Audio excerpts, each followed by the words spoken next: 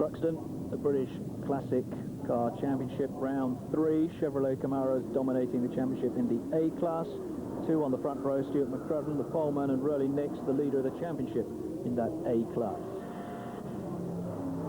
Nicky Torrigiani through from row 2, leading in front of McCrudden, number 6 there. Nix is 5, Clark is 9.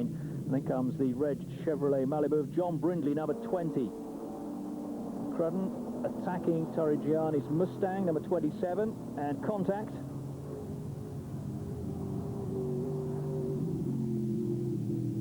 Nix coming through to overtake McCrudden, and now challenging Torrigiani.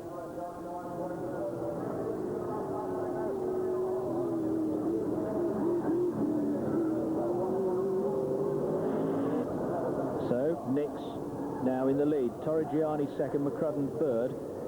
Torrigiani in trouble, and eventually he was forced to head for the pits.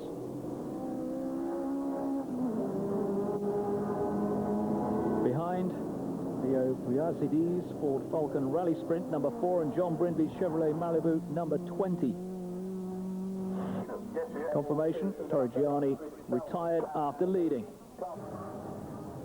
The fight for 4th place. Yazidis and Brindley. Kevin Mansell's Ford Cortina Lotus is number 16. Simon Crompton's BMW 1600 follows. Mansell 16 against Brindley. But it was Rolly Nix coming through to win 5 seconds ahead of Stuart McCrudden, his second win of the season. Behind those two, Camaro of McCrudden and Dennis Clark. Then a fight for 5th position in the last corner between Kevin Mansell, who finally overtakes John Brindley. Simon Crompton nearly going off the track. So Nix, McCrudden, Clark, the 1, 2, 3.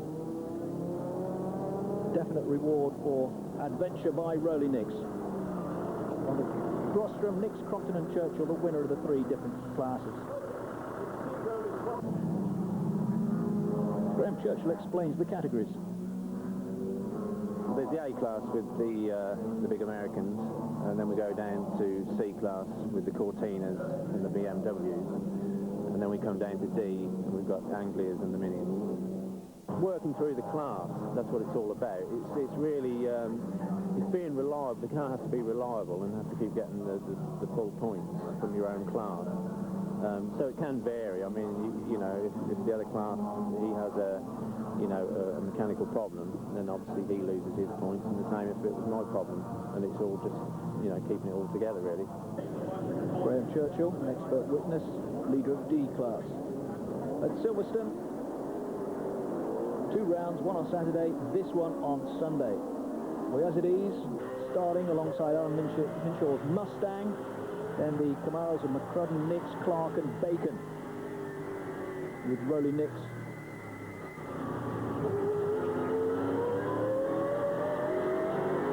Nix 4th behind the Yazidis, Minshaw and Clark. Mark Slevin in the pits, managed another couple of laps before he retired.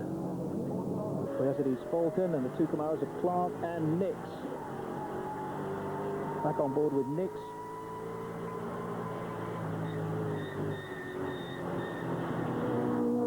These are the 3 Ford Anglias and 2 Mini Coopers racing in D class. Back with Nix. So overtaken Clark, now after Yazidis. Contact again. Yazidis down to 5th. Graham Churchill's Cooper S there, leader of the D class, overtaken by John Henderson's Cortina Lotus, number 22.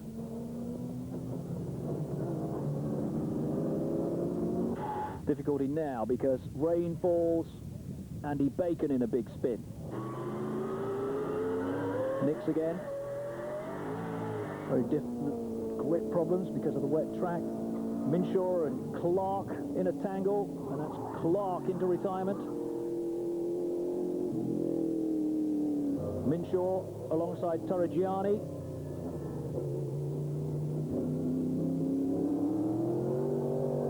resistance from Torrigiani, giving way easily.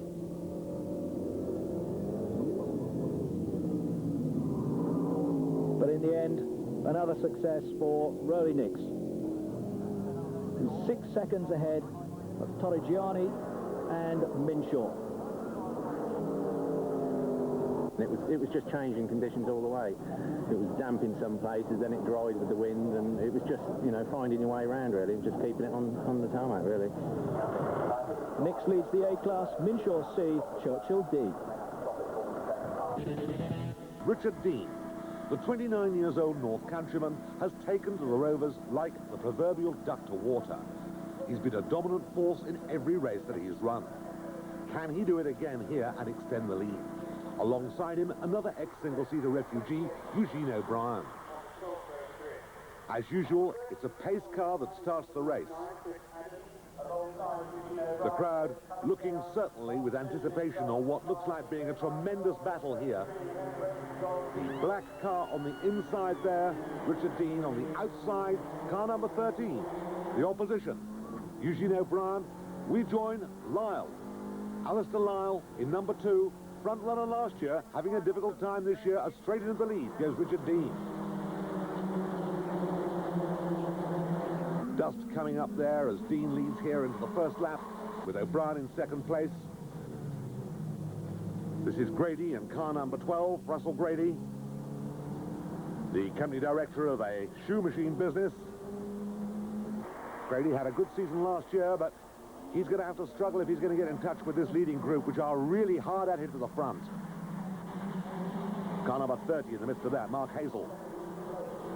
As Dean hanging on to that lead, O'Brien behind it. Well down the pack there, car number 19. Richard Hann, you can expect that Richard will probably find his way up through the pack, however, he's good at that.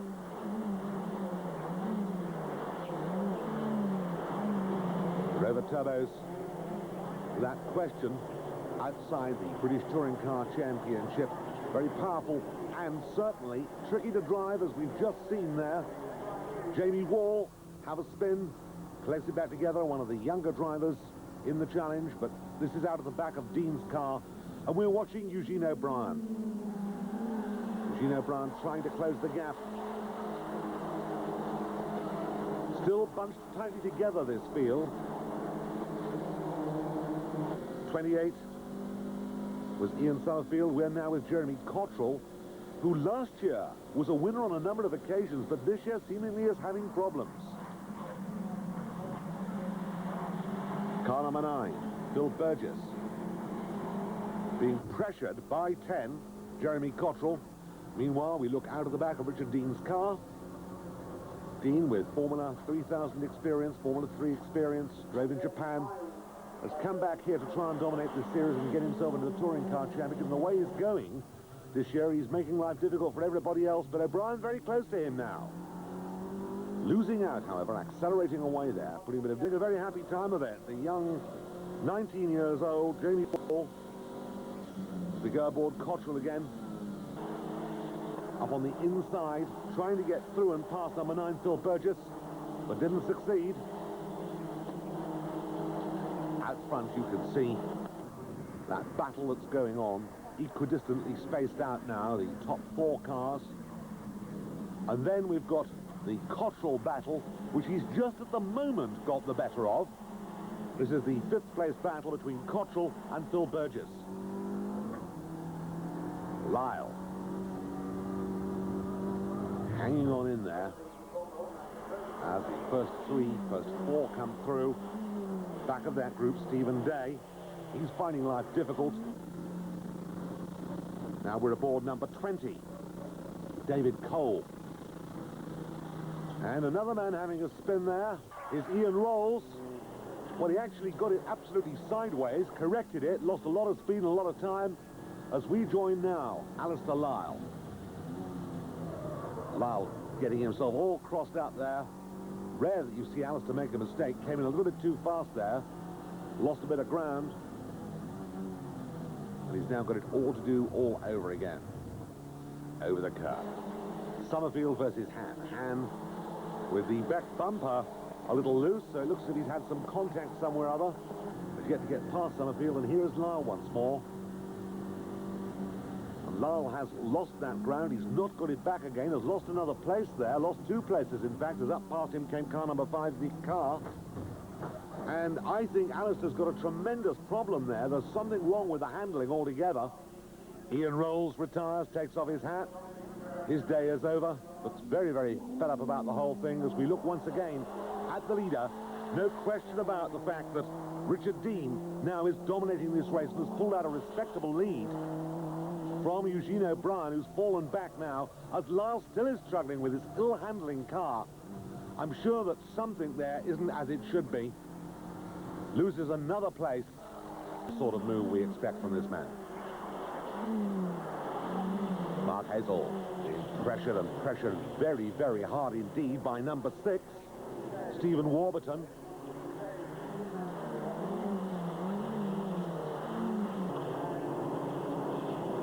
And there we see Lyle. The car just did not want to turn in at all. Avoids disaster, but that's about all he can avoid. It's falling further and further back down the field, on the grass again. It's passed there by Russell Grady. Regains the circuit, and I feel sure is destined to retire as and if and when he gets back to the pits. Back to the leader. Reeling off these laps here with consummate ease. The car beautifully set up. A lot of time has been spent by the team in setting it up, which they maintain is where their real advantage is. And who's to argue with them? As up again towards the start and finish. Well and truly in charge of the situation. O'Brien hanging on to 2nd place, while Brian Heary some way back from him now, and this is Cottrell once again. Cottrell would like to get on terms with Heary, hasn't made it yet. Another place gone there, as through and past the luckless Alistair Lyle goes John Llewellyn. Llewellyn ran well in the championship early this year, but seemingly that car too has slipped back on performance. In a straight line, Lyle can stay with him. Round corners, however, Lyle's in terrible problems.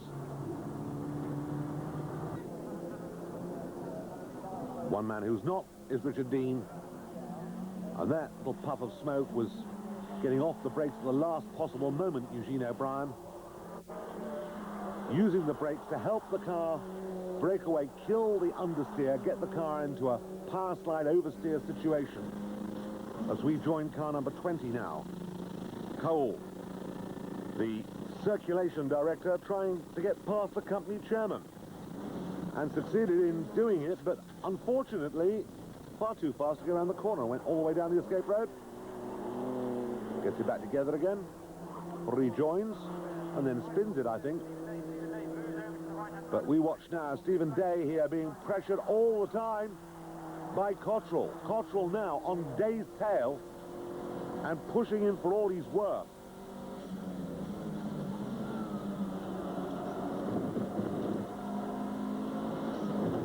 Day out on the rumble strip there. Alongside him goes Cottrell, and through and past. So Cottrell, who we theoretically had thought would be up at the front, has certainly moved up now to 4th place. Just ahead of him there is Brian Heary. But he's got a long way to go before he catches him, and Day comes by there. Day takes the place back again. So a really good battle going on between Stephen Day, victorious in the Volkswagen Championship, turned his attention to Rovers last year, as all on this particular occasion. As we watch 22, Richard Dean reeling off these laps at the front of the field. We join Nick Carr to see what it's like in the cockpit. Well back from the wheel. You'll notice further back from the wheel than the average touring car driver spends his time. Handful of gears, corrects the car. Eugene O'Brien finishes in 2nd place, This is Warburton scrabbling for position, but he's not going to get any further up on this particular occasion. So a good race as far as he was concerned, but no question about the whistle. Brian Heary, however, was third, Cottrell fourth, and Stephen Day in fifth place with an 86.52, 121.22, fastest lap to his credit. Richard Dean. It's the right result. Eugene really pushed me hard. I mean, it might have looked like I had a little margin, but I was, you know, it was a qualifying lap for the first 7 or 8 laps. He had me sweating a bit there. Dean now has a 33-point lead ahead of Jeremy Cottrell. Eugene O'Brien is third. Alistair Lyle, in spite of a bad day, fourth, and Stephen Day in fifth place at the moment.